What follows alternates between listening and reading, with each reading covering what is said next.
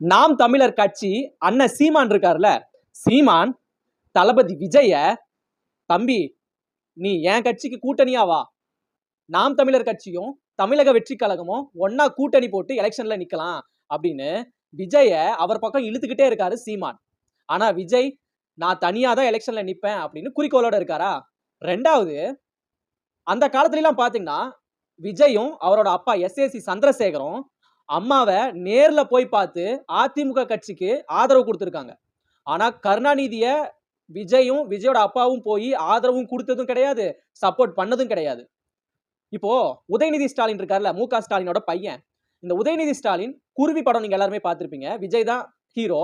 அந்த குருவி படத்துல தான் உதயநிதி ஸ்டாலின் ப்ரொடியூசரா நம்ம தமிழ் சினிமால இன்ட்ரோ கொடுக்கிறாரு. அப்போ விஜய்க்கும் உதயநிதி ஸ்டாலினுக்கும் பயங்கர சண்டை. அதனால அவங்க ரெண்டு பேருமே இதுவரைக்கும் பேசிக்கிறதில்ல அப்படின்னு சொல்றாங்க. இப்போ தமிழ்